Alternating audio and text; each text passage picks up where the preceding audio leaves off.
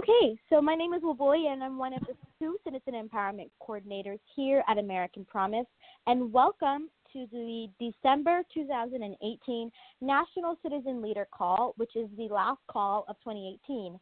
However, these calls will resume next year, so be on the lookout to see when these calls are going to resume. Thanks to all of you who have taken the time out of your busy weekends to join us today, or maybe you couldn't make it live and you're listening to this recording afterwards. Either way, you are stepping up to save our democracy, so thank you. Today's call is all about looking back at the seriously incredible year we've had in 2018 as citizen leaders working towards a democracy by and for the people. We'll take time to reflect on our victories and learn from our challenges, and we'll also be looking forward to the exciting possibilities that 2019 holds for this movement for a 28th Amendment. And there's no better guest to help close out the year than Jeff Clements, who is the founder and president of American Promise.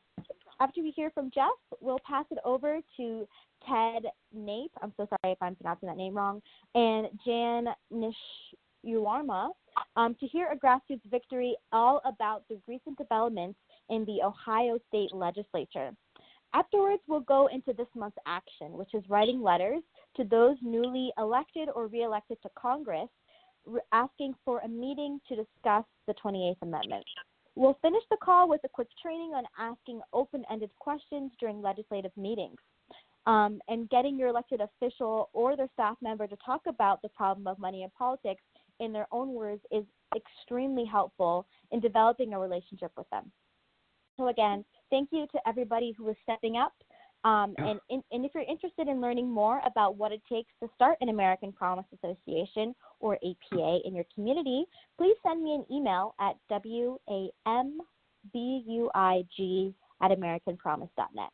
That's WAMB as in boy, UIG@americanpromise.net.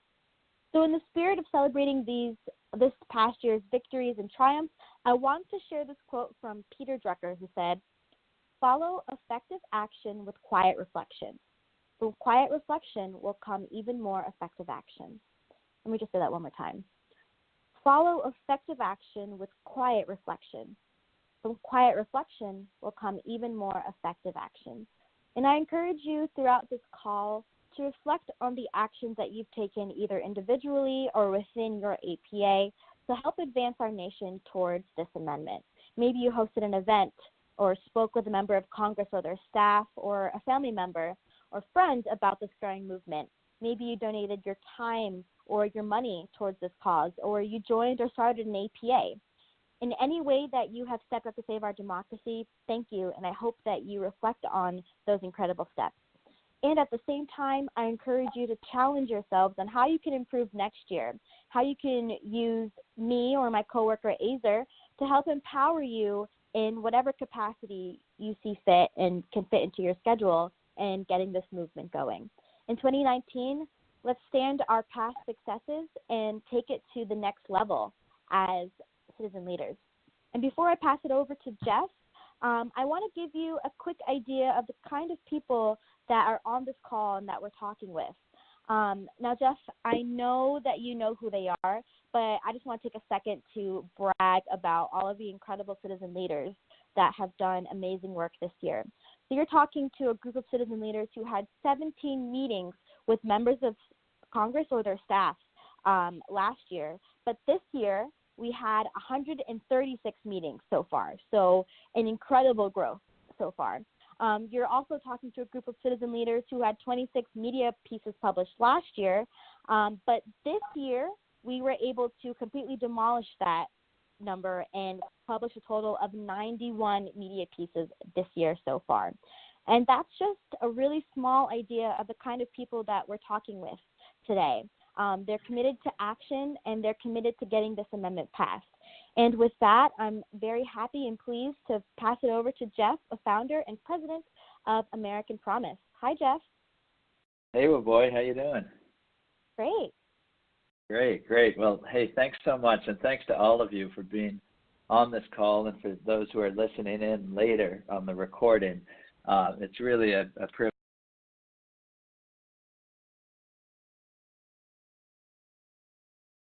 this strategy to win a big historic thing in the 28th Amendment to the U.S. Constitution and really reset the foundation for American democracy for generations to come. Our strategy was always, when we launched 2 years ago, not about us, not about the organization, staff and somebody in Washington doing this. It was always about the people of the United States rising up together as citizens, to really take charge, because it's clear that's what it's going to take. That's what constitutional amendments have to be. That's our strategy. And so many of you, and many not on this call, just thousands and thousands of American Promise members around the country have really vindicated that strategy and just fill us, all of us, with a lot of hope. What I wanted to do is just quickly run through 4 things and then open it up for conversation and questions. And so, number 1, just a quick reminder of the context of where we are with our strategy and our goal. Do a quick wrap up of 2018 and some of the highlights, if you can't possibly cover them all, but you know many of them, and I'll just try to flag a few of them and sort of situate where we are as the year comes to a close, and then turn to look ahead to 2019 and some of what I think is coming, what we need to do together.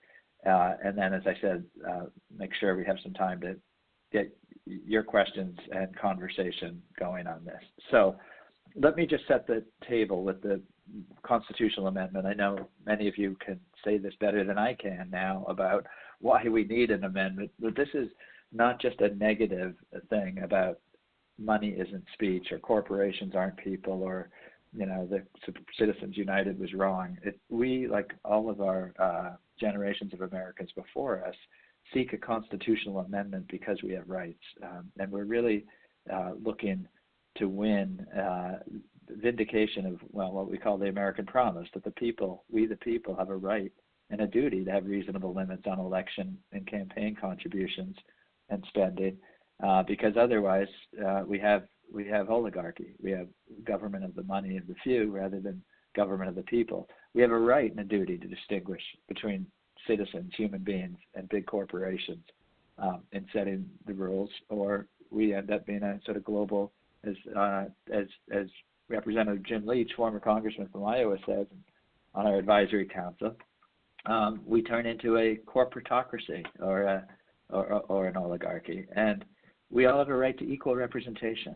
That's how self-government works, and we can't do it if our members of Congress, if our elected representatives, if our candidates have to spend so much time raising money from the very few who provide most of the election spending, most of that money, and end up having representation of the donors rather than our rights as citizens to have equal representation in the system.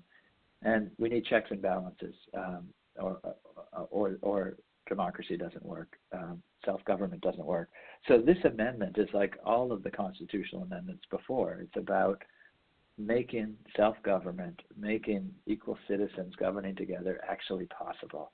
And that's why it's such a big thing. It's why an amendment is necessary now, because the Supreme Court has made clear that it is not going to fix this. A lot of people, when we started back in January 2016 together in this work, you might have heard this too. Oh, we'll just elect the right person, and we'll get a Supreme Court justice, and everything will be fine.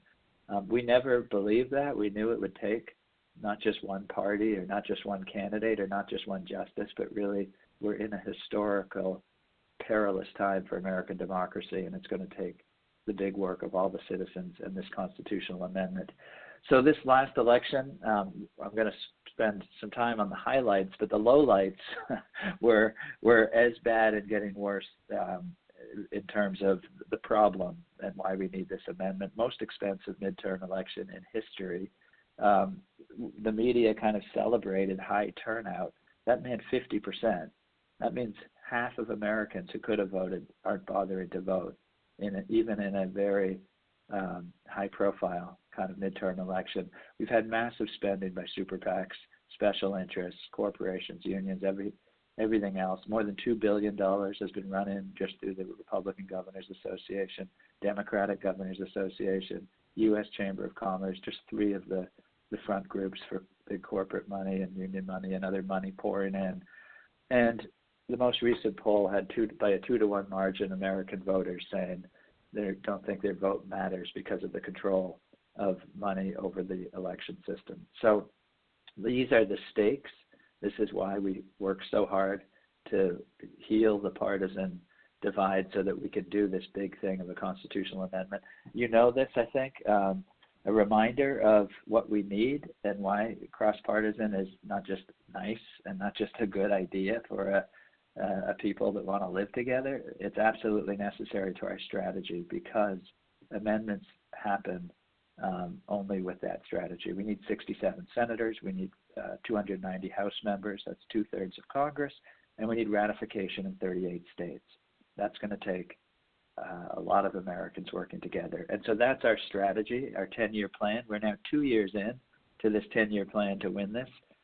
It's focused on empowering and inspiring every American, working with and unifying every group and organization that believes in this cause, organizing locally with our American Promise associations and at the state level. As I said, working across partisan lines, connecting and plugging our members like you together in calls like this, but online and at our conferences and in local American Promise associations, and then networking this big, decentralized, systemic movement of American Promise so that we have the power to actually force 2/3 of Congress and three-quarters of the states to ratify this amendment. So that's the big lift, and I want to say after 2018, I'm more confident than ever that we're going to win this. We had a big year. We are right where we want to be on the 10-year plan on every metric. We've grown rapidly across the country. We're now closing on 200,000 of us in 50 states. We doubled our American Promise associations thanks to Aboy and Azer and all of you working so hard. We now have 20 APAs in 15 states. We had hundreds of you from all over the country for our second National Citizen Leadership Conference. We did right in the 28th Amendment town halls in 7 states, and I know some of you saw the big debate at the National Constitution Center where we went head-to-head against 2 of the most powerful advocates for the Supreme Court's current theory, and I think we beat them in the debate, and according to the polling of the audience and people who watched it, 80% rejected their argument that unlimited money is just free speech and instead support this constitutional amendment. So hundreds of thousands of signatures were gathered by thousands of volunteers in Massachusetts, Wyoming, Wisconsin, all over the country in different local and state ballot campaigns. As Wavoy said, and hundreds of letters to the editor, op-eds, meetings with state legislators and members of Congress. And I know I saw many of you in over 25 states we had events in, and we're going to continue to expand that out. So this strategy is working. Thanks to you, we now have 19 states that passed formal 28th Amendment resolutions. We had the big win in Massachusetts in the ballot citizen initiative to support the 28th Amendment, and the Citizen Commission, over 1,000 volunteers gathered 120,000 signatures. We got cross-partisan endorsements from the Republican governor, Democratic senators like Elizabeth Warren. 72% of the vote, 72% of 3 million plus voters went for our cause, our amendment, and wanted the Citizen Commission to drive it forward. And we won every single one of the 250 or 351 towns and cities in Massachusetts. Conservative, liberal, in between, didn't matter. We won big.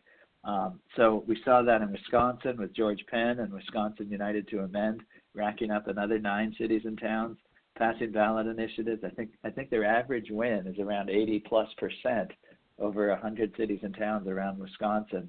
The amazing people of Wyoming Promise gathered 26,000 signatures, a very challenging thing in Wyoming, rural, spread out state with tough ballot laws, and they're pushing now in the legislature to be the 20th state, as our folks on this call all over the country, including states like Virginia, New Hampshire, Michigan, Ohio, and more. 79 meetings with senators and members of Congress at our first Citizen Lobby Day. Again, 200 members of American Promise doing that. Bird dogging candidates and office holders. More than 250 candidates signed the American Promise Pledge to support this amendment. And we now expect, thanks to you going into the next Congress, 48 senators committed to voting for it, and close to 250 members of the House.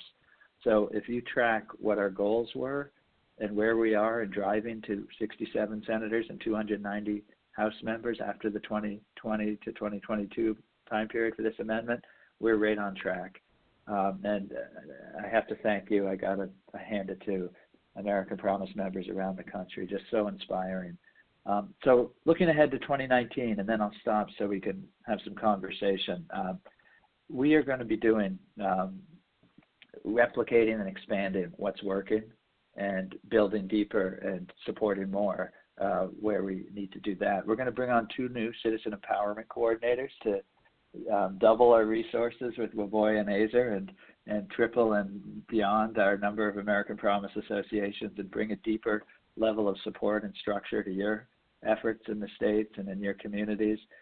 We're going to be doing more of those Writing the 28th Amendment town halls. We're already booked in Texas and Oklahoma and some other states. We are just seeing a really engaged response from Americans who like what we're offering in terms of this is the first constitutional amendment in the digital age. There's no reason why every American can't be at the table to help push it through. We're going to be at the Unrigged Summit in March in Nashville, so look for that. And we're a lead sponsor of that with Represent Us, supporting that effort of Represent Us to put on the Unrigged Summit. And we'll, of course, have our 3rd National Citizen Leadership Conference later in the year.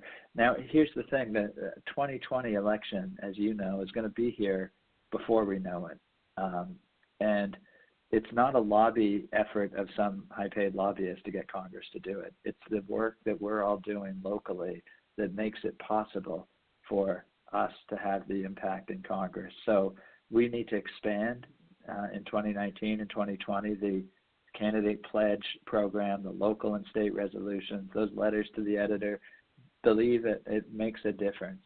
When all of you are doing that around the country, it makes a difference. We were just in Washington last week because we got calls from leaders in Congress wanting to work with us to make sure the amendment moved forward. We met with 7 Republican members of Congress to encourage them to join the Democrats that are going to include the amendment along with H.R. 1 and their democracy reforms early in the next Congress. And so this is really working.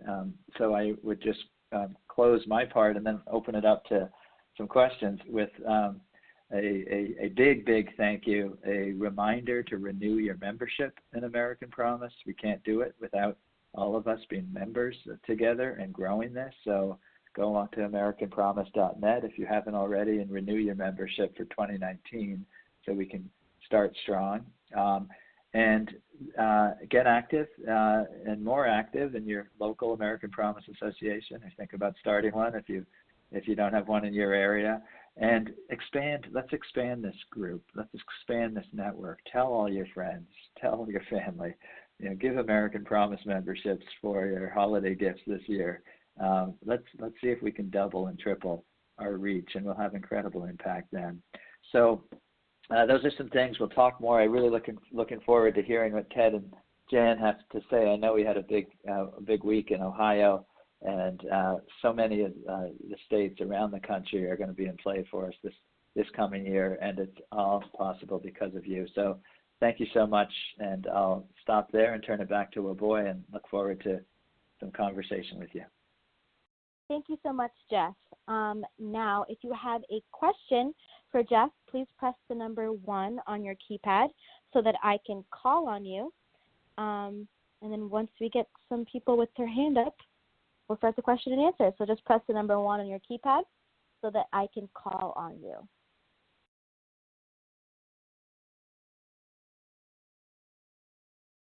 Okay. Looks like we have a couple questions coming in. Katha, you are unmuted. Where are you calling in from, and what's your question? I'm calling in from Concord, Mass., and my question is, if the President of the United States should be impeached, would that in any way hamper our going forward with the work of American Promise? Katha, thank you for your question, and good to hear your voice. Thanks for all you did in Massachusetts to help with the ballot initiative, and it's great that you dialed in. It's an interesting question about whether the president is facing impeachment prospects. It's something that we don't deal with at American Promise. We obviously keep our eye on the ball with the 28th Amendment. We need a 2/3 vote in Congress. We need ratification of 38 states. And we don't take positions on many issues that many Americans care about on both sides, not because none of us care. We all have our views, as everybody knows has different views and different views about lots of things. And the way we can do this unified work is together. Now, I think there are many factors that make this cross-partisan work challenging. You all know that when you try to do this, we're doing some of the hardest work of responsible citizens, which is to engage people who we may not agree with on lots of things, to advance the work that must be done where we do agree. And there's no question we have a lot of agreement with our fellow citizens across all kinds of different lines on this issue, and that's where we have to keep our eye on the ball. Obviously, impeachment proceedings, no matter how they come out, are divisive in a partisan way, but so are many other things. We are working even on the fact that we have a lot of Democrats in Congress supporting the amendment. In the country, we'll have a lot of Republicans, but we need more Republicans supporting this in Congress. And as the Democrats push our amendment, sometimes the dynamic in Washington is, well, if they're for it, I'm against it, and that works both ways. So we'll have work to do to make sure that we keep Republicans like John Katko and Walter Jones, who already support the amendment in Congress, and expand that to even more.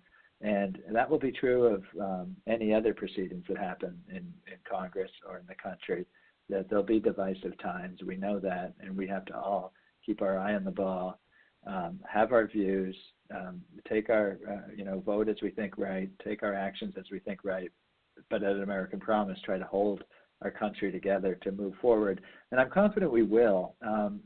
Again, I've said it before, you guys are probably getting tired of me saying this, but every time we've won constitutional amendments and done big, huge things in this country, it's when everything's falling apart. We don't do this when everything's calm. And so, we had 4 amendments between 1960 and 1971, even though, a president was driven from office in a corruption scandal, and impeachment proceedings were looming against President Nixon, and Vietnam was, and the cities were on fire, and, same thing in the early 20th century, same thing after the Civil War. Amendments are how we reset and renew the country in times of divisiveness and peril. And I think it means we'll have a bit of a roller coaster ride together as Americans in the coming years. But it's also where the opportunities for big structural reform like the amendments happen. So a long answer, Kathy, to your question. I'm sorry to take so much time on it, but it's a really important question, because this, not just the impeachment stuff or the president or any other issues, all of this cross-partisan work is the big challenge that we have to pull this across the finish line. So it's a really important question. Thank you. All right. Thank you, Jeff. Next question. Looks like Marie has her hand up. Please shout out where you're calling in from and what's your question. Hi, this is Marie Henselder-Kimmel from Cherry Hill, New Jersey. Hi, Jeff. Good to talk to you after seeing you at the writing the 28th Amendment debate in Philly 2 weeks ago. My question is about your comments about meeting with 7 Republican congressmen in Washington last week. Just very curious about how that was generated. Did you reach out to them? Were they reaching out to you? Was it via the Reformers Caucus? How did that come about? Yeah, thanks, Marie. It was great to see you too. And so we let me just think about how it actually. But there's 2 or 3 different questions packed into that. One is how it came about, and the other is how it went. So I'm trying to sort it through quickly. But basically, With the change in the House leadership, it's clear that there's an opportunity now for us to get a House Judiciary Committee hearing on the constitutional amendment and a floor vote. We have been in touch with Congressman Ted Deutsch. We've been in touch with Congressman Jim McGovern, Jamie Raskin, other leaders Congressman Deutsch and Jamie Raskin, both on the Judiciary Committee. They want to move this amendment forward, and we will have, I believe, have it reintroduced. And again, there's different versions of the amendment. We know that, but some strong version of the constitutional amendment will be introduced and probably quickly gather support from over 200 Democrats in the House. That's in some ways a very good thing that we'll be getting a House Judiciary Committee hearing and quite possibly a floor vote in this next Congress. But for us, it raises the concern that we don't go backwards in terms of gathering cross-partisan support in the House because of the dynamic that I mentioned. And those on the Democratic side who want to push this recognize that and respect our wish and the need for the country to have cross-partisan support on this. And so we have made the case that there needs to be some version of the amendment that is a place for Republicans and Democrats to go together to support this, even if there's one that has a whole bunch of Democrats on. It's just too much to ask in this political dynamic, a Republican to be, for many of them to be like Walter Jones, to say, okay, I'll sign on even though I'm the only Republican. We want to create a table where anyone who supports this amendment can be there at the outset and have some leadership on it. So the Republicans we met with, also thanks to your dedication and what we've done with American Promise, our phone calls are returned, we get meetings, and so it's been really powerful. And John Katko is an upstate Republican in New York who supported the amendment in the last Congress, and during his campaign said he supports this constitutional amendment. So naturally, we wanted to meet with him to do that. And so while we were there on this Judiciary Committee stuff, wanted to make sure we had those conversations. The Reformers Caucus, you're quite right, is a good place to go for those meetings. We followed up. A lot of the meetings came about because of the National Citizen Leadership Conference. People like Congressman Gallagher in Wisconsin, who we had previous meetings with our citizen leaders at the conference, and Jody Arrington in Texas, people like that. And so what we did is we actually delivered petitions from American Promise members in their districts, along with our packets and our conversation about this, so they knew, although we couldn't bring everybody there, that they had support for this in their districts from people who they represent. And we had good conversations, no commitments or anything yet, but it won't happen till the next Congress. But I think we'll continue to have those conversations. But it's not like we expected anybody to just sign on to anything right then. It was about beginning to prepare for the next Congress and making sure we had those open lines of communications. And we'll be reaching out to all of our American Promise members about that strategy as it gets more evolved, because again, it won't be because they hear a convincing argument from me or anyone else. It'll be because they hear from their constituents that they know that they have the support to do this right thing of trying to do this cross-partisan support. Excellent. Thank you so much for that answer. All right. Again, if you have a question, just press the number 1 on your keypad. And Ku, you are unmuted. Where are you calling in from, and what's your question? Yes, good afternoon, and thank you for organizing this. Considering that you succeeded in Massachusetts by overwhelming majority agreeing to question 2, what can we do to enhance other states or help in other states? For example, in campaigns, we have battleground states where it could go either way. are there battleground states for this, for Amendment 28? And how can we help from Massachusetts? And thank you for all you're doing.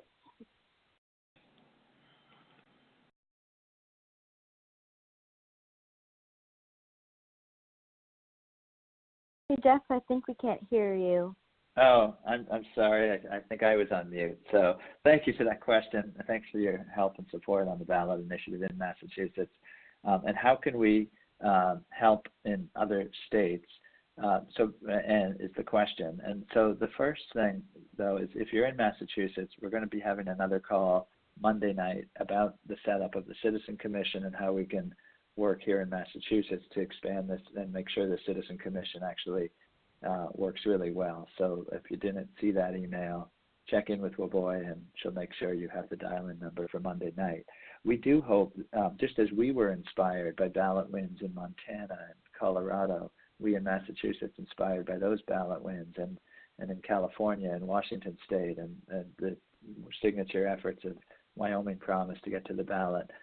We think this Citizen Commission and the incredible work of the People Govern Not Money campaign in Massachusetts is inspiring other states. And so we do hope to see ballot campaigns and state resolutions. And you asked about the battleground states. We want the 20th and 21st, 22nd state to victory on this. And we're looking in places like, supporting the folks in Wyoming and Michigan, Ohio, Maine and Virginia and all over, where we can potentially bring that 20th, 21st state into this. And I think the way we do it is, again, join American Promise, help American Promise grow, because it's a network effect that we have. And we support each other that way. Just like Massachusetts, we had support for our ballot campaign from all over the country. In fact, in some of the debates, one of the opponents who we ended up debating in Philadelphia as well said that this has to be stopped in Massachusetts because this could cause a ripple effect. And we celebrated that. That's right. It will cause a ripple effect. That's our work.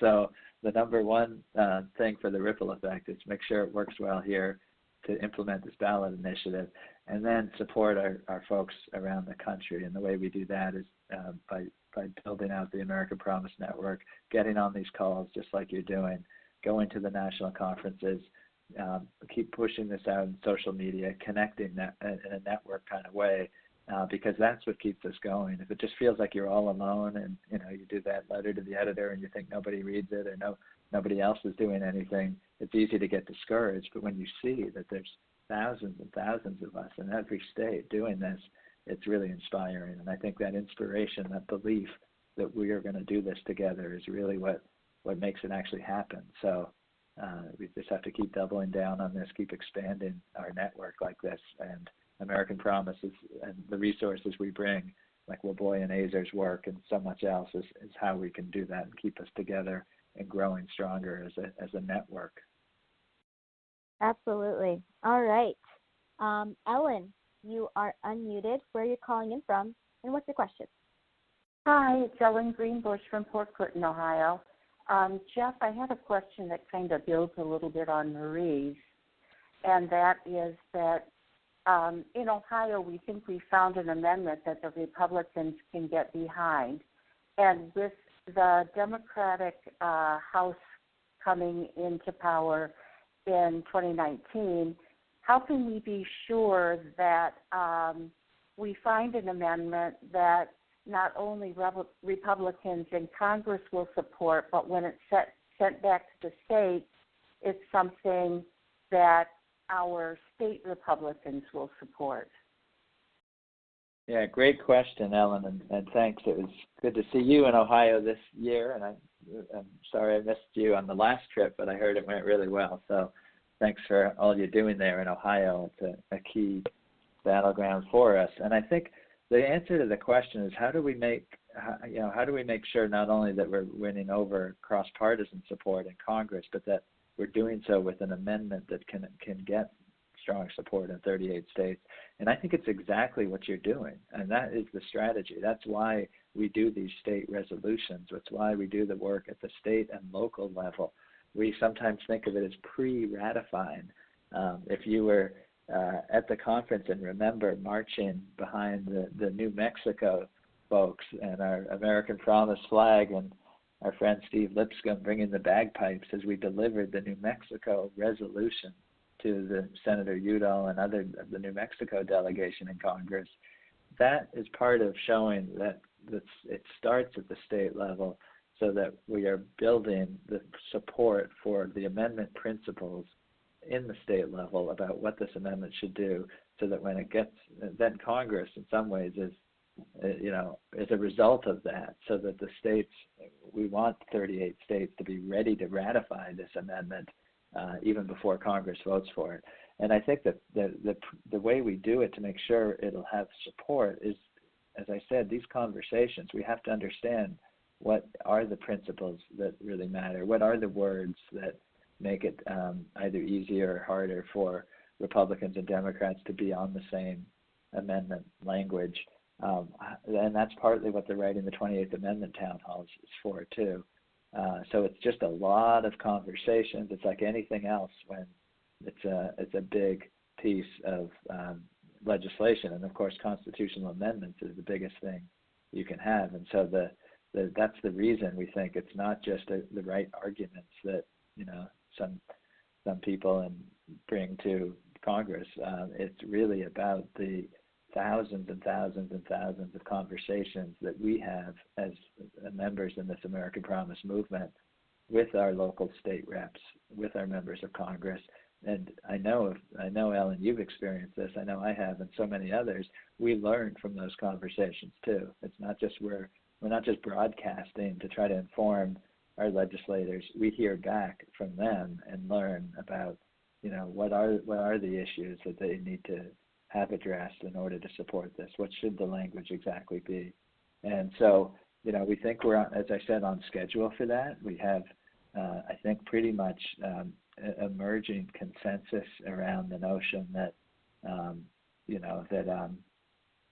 Congress and the states have the authority, that we the people have the authority to have reasonable limits on how money is used in our elections, and make sure that we are all represented, not just the big donors.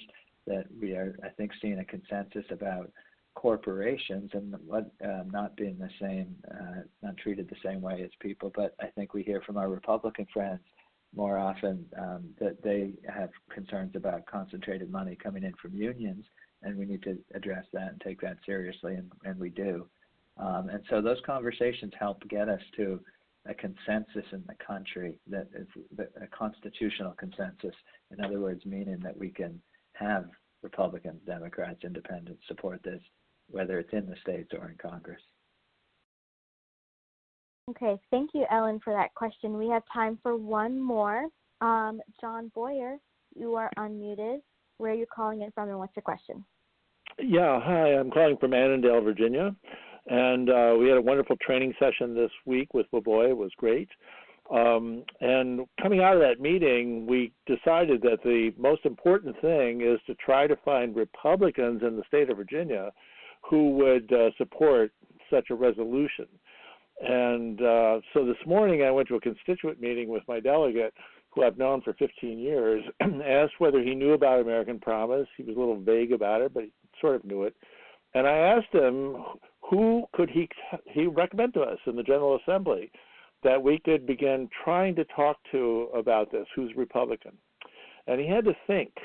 But I will say this, he thought the idea of this was great, that we need bipartisan, cross-partisan cooperation, and that he was going to give it some thought. But it was kind of hard for him to come up with something. So my question is, what would you recommend in terms of trying to identify Republicans at the state level, and how we can initiate contact with them to talk about this?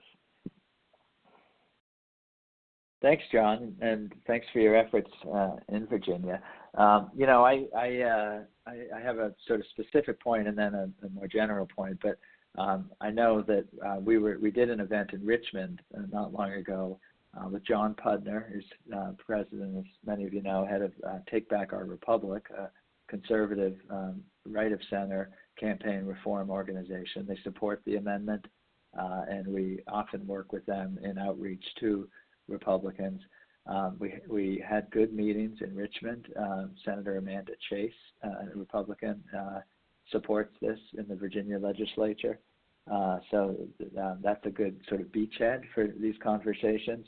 I'm actually going to be back there in March outside of Richmond, speaking with a group that invited me from a Republican women's group that wants to hear more about this. So there is an appetite, an audience, an interest in this, and I think for the specifics on, who might, where to get the conversation started, check in with Woboy offline.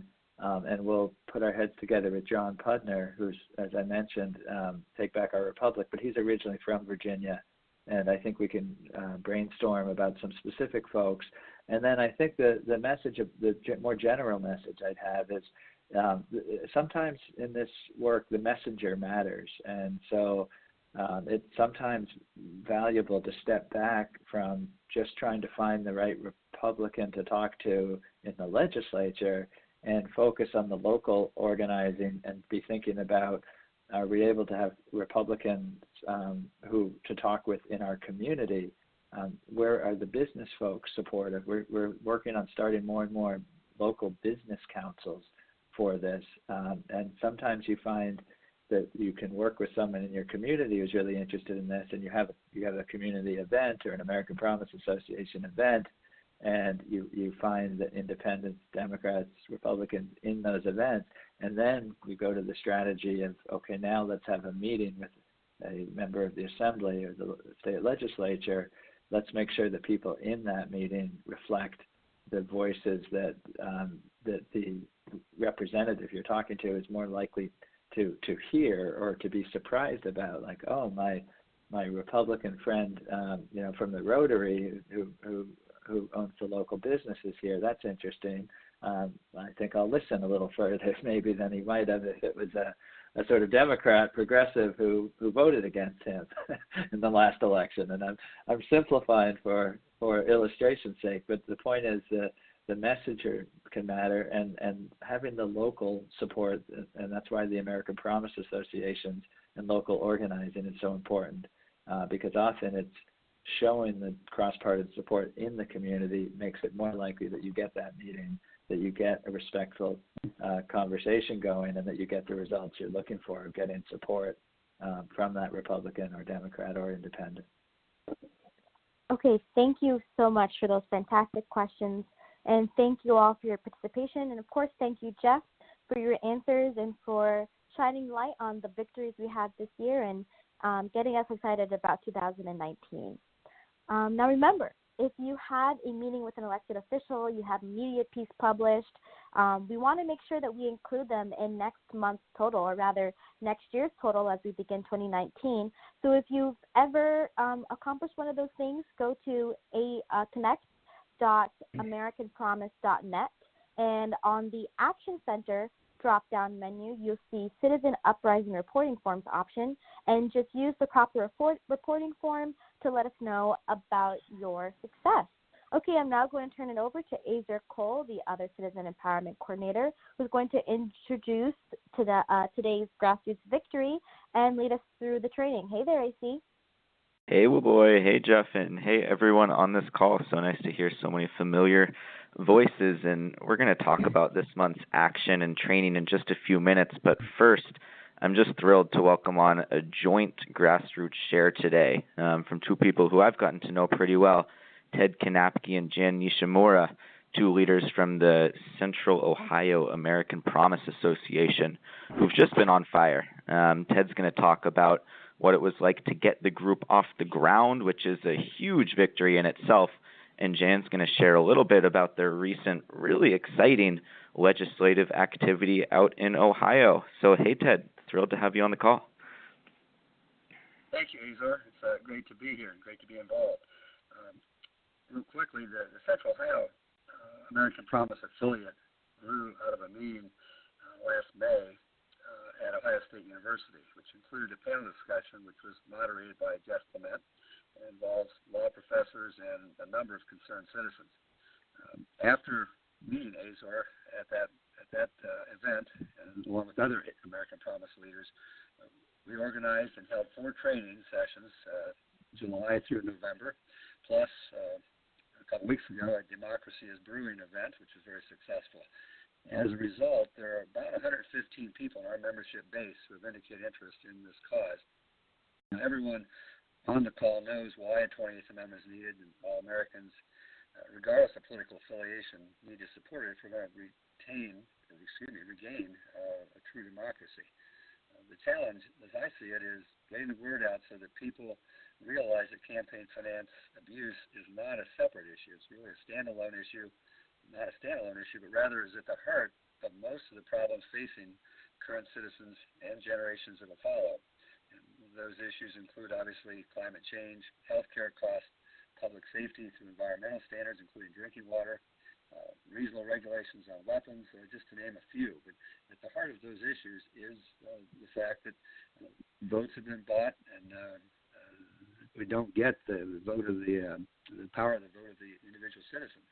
And because these potentials have a great impact on the young people and future generations, if that change doesn't occur, we're particularly interested in expanding and developing an active group of young people who are willing to join the fight for the 28th Amendment. That's one of our new fronts, along with what we're going to continue to do, and Jan will talk more about that. Fantastic. Thank you, Ted. And really, once you have a group off the ground, it's such a service to a community where all of a sudden, you guys have done the heavy lifting and people can just flock to you and find ways to get involved and do really exciting things like have meeting with state and federal legislators. And I'm just honored to pass it over to Jan Nishimura just to give an update on some of the exciting legislative victories recently in Ohio. Hey, Jan. Hey there. Thank you. As Ted pointed out, the Central Ohio chapter is very young, but we are so fortunate to be riding the coattails of our sister chapter in Port Clinton. So that after just 6 months after our chapter formed, I personally had the best opportunity to see American Promise in action. And that opportunity was an hour-long meeting with 2 of our state legislators discussing the draft resolution, and thanks to Fix It America, so that Ohio legislators could provide support to a 28th Amendment. And I'm happy to say those 2 legislators overall were pleased, wanting a few changes to the draft document and some information. But importantly, they gave us their okay to go out and speak with Democrats and Republicans in both chambers and talk up the draft resolution. So in a little over a week's time, and I have to say I have never done anything like this before, I met and I spoke with 5 of our state legislators, 3 Republicans and 2 Democrats. And at least for these 5, I learned how approachable they were, how welcoming they were to listen to constituents, and most important, they supported our draft resolution and our American Promise principles. So I'm really hopeful that future meetings with Ohio state legislators will be as meaningful and continue moving us towards the 28th Amendment. Fantastic, Jan. Really great hearing from you and Ted and everything that's going on and developing in Ohio. It's really potential for a major breakthrough for the national 28th Amendment movement, and to see, multiple American Promise associations working together, sort of having this state network is really dynamic, and what this uprising is all about. And as you guys know, most of the battle to win a working democracy is in preparing, and then more importantly, showing up. And that's really what our action this month is all about. It's requesting meetings with our newly elected, or maybe they're not brand new, maybe they're re-elected members of Congress to talk about the 28th Amendment. So you guys all received an action sheet in your email yesterday, and the action sheet is pretty clear on how to write these letters, but I just wanted to stress how important it is to see these newly elected members of Congress early. There's going to be so many meeting requests piling up, and I'm wondering if there's anyone whose group has already met with their newly elected member of Congress, and if any one of those folks would want to press 1 on your keypad. Press 1 on your keypad if you've already met or maybe even just requested a meeting with one of your newly elected members of Congress, and just share, one component of what your meeting request was, something that you wrote in that meeting request to your newly elected member of Congress. I'm hoping that someone might just share a little bit about what that experience is like. Maybe it's just a meeting request that you've written in the past to any member of Congress, but there are a couple of key components in any of these letters that are broken down on the action sheet, so someone even could have it right in front of them. But go ahead and press 1 if you want to just share 1 or 2 things that go into a request for a elected official. That's really where the rubber meets the road for the 28th Amendment. So I'll give folks about 10 or 15 seconds here, and I see all these hands not raising all at once. I know if you raise your hand, everyone will be your new best friend for getting you off the hook. So I'll give folks a couple seconds here. All right, it looks like someone has their hand up. And Enku, nice to hear from you again. What was one thing that you included in a meeting request that you've had in the past?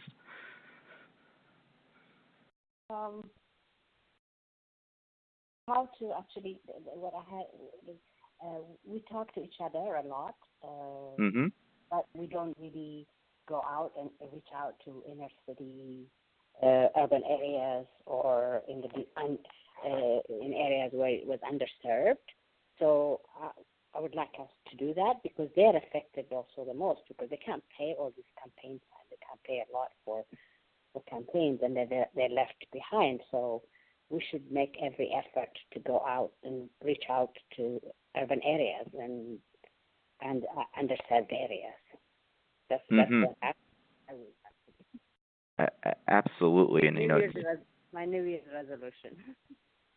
Yeah, and it's so important to develop that relationship, and you can get to the point where you are having those conversations really with your elected officials, and they're getting to know you as one of their constituents. Rooting yourself as a constituent in their community it's really the thing to lead with if you're writing these meeting requests to your elected officials. And I see Hank Mayers has his hand up, an APA leader out in Lansing. Hank, you're unmuted here, and thanks for the insight.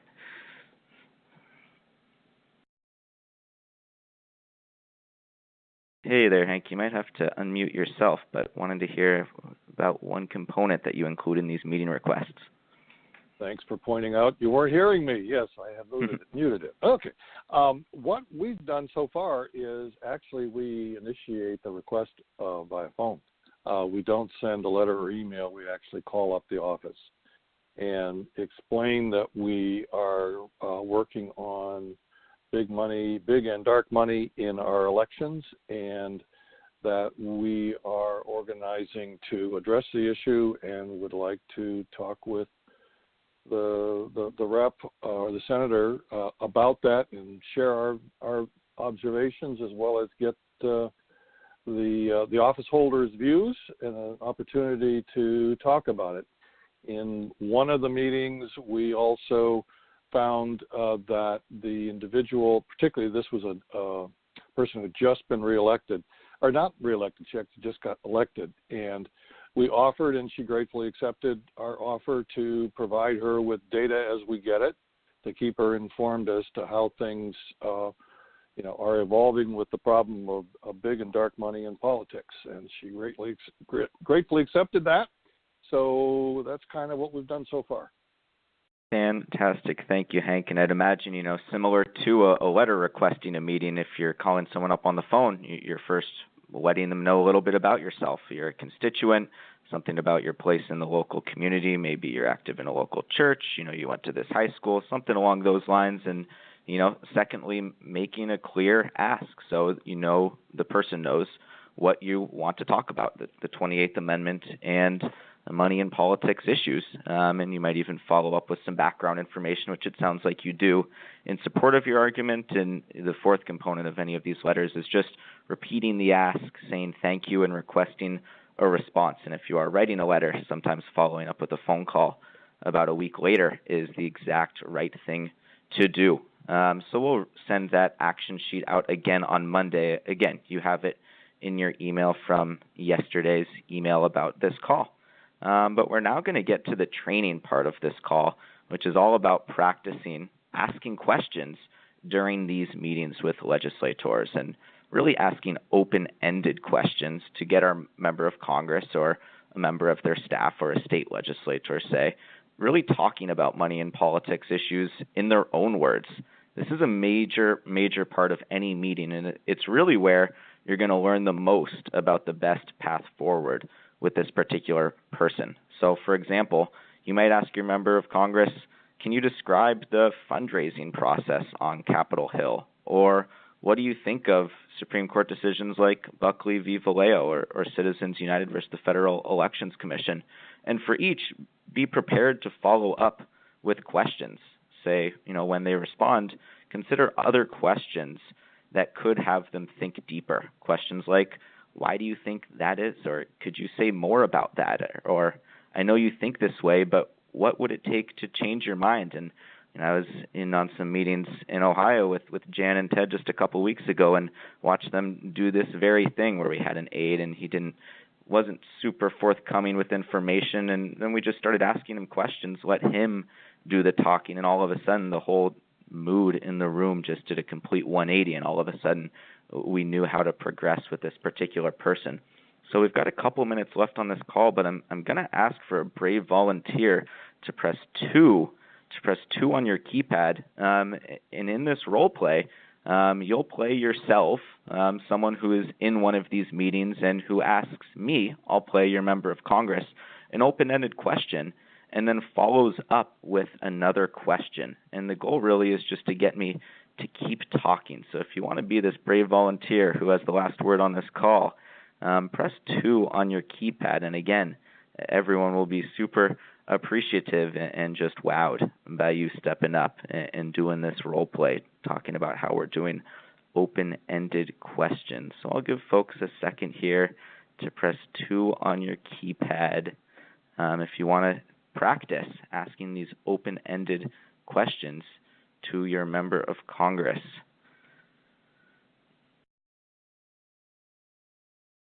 Oh my gosh, our other citizen empowerment coordinator has raised her hand. Thank you, Waboy. You will play yourself, and I will play your member of Congress. Who am I going to be playing in this role play? You're going to be Ayanna Pressley. Perfect. My member of Congress, someone who is a big advocate for the 28th Amendment. Fantastic. So do you have any questions for me? Yes. Thank you so much, Representative Pressley, for meeting with me. You ran your platform on not accepting any big PAC money donations. And I'm just wondering why you did that and why it's important to you to be funded by small donations. Yeah, well, thank you, Waboy, and thank you for, caring enough about this to come into my office. Constituent visits are the favorite part of this job so far, and I haven't been here long. But like you, I see this dysfunction in Washington where elected officials do have to dial for dollars, and it takes up so much time, and that's really why I wanted to take a stand on this issue. Thank you so much for that answer, and thank you for the work that you're doing. So I'm just wondering, do you think that this is an issue that people on both sides of the aisle can get behind? And I'm going to stop the role play right now, but thank you, Waboy. I gave you a clear answer, but it was concise and short, and, I might be looking at my watch and saying, oh, I've got 30 more meetings, and coming directly with a follow-up question, and a good one, too, is exactly the type of, strategy that you should have a couple questions prepared in these meetings so you can really get your member of Congress talking in their own words as you get an idea of how to best develop a relationship. And, well, boy, I'm going to pass it back to you to close out the call here on time. Excellent. So I've just taken everybody off mute. We can say goodbye, and we'll talk soon next year. Bye, everyone. All right. Bye, everyone. Have a great weekend. Bye-bye. Bye. Bye. Bye.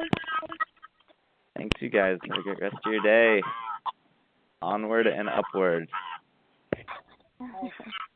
Bye, everyone. Thanks, John.